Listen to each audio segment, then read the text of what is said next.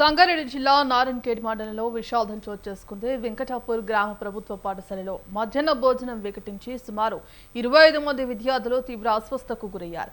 పాఠశాలలో వడ్డించిన భోజనం తిన్న కొద్దిసేపటికే విద్యార్థులు కడుపు నొప్పి, వాంతులు, వికారంతో ఇబ్బంది పడటంతో పాఠశాల ఆవరణలో ఒక్కసారిగా ఆందోళన నెలకొంది.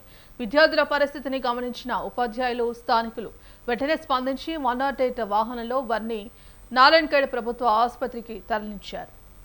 ఇక ప్రస్తుతం విద్యార్థులకు వైద్యులు అత్యవసర చికిత్స అందిస్తున్నారు. బాధితుల్లో కొందరు పరిస్థితి నిలకడగా ఉన్నప్పటికీ మరికొందరు వైద్యుల పర్యవేక్షణలో ఉన్నారు. ఇక పిల్లల ఆరోగ్యంపై సమాచారం అందుకున్న తల్లిదండ్రులు ఆసుపత్రి వద్దకు భారీగా చేరుకోవడంతో అక్కడ కొంత ఉద్రిక్త వాతావరణం ఏర్పడింది.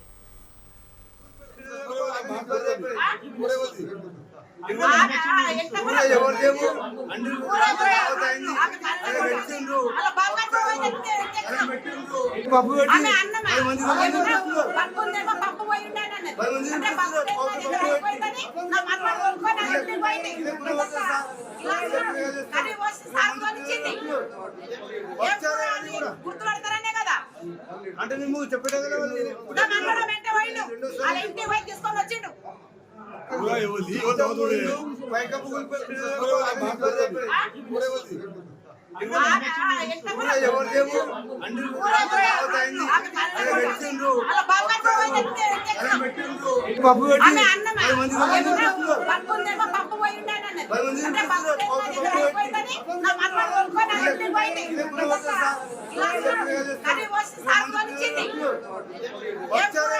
గుర్తుపడతారనే కదా అంటే నువ్వు చెప్పేది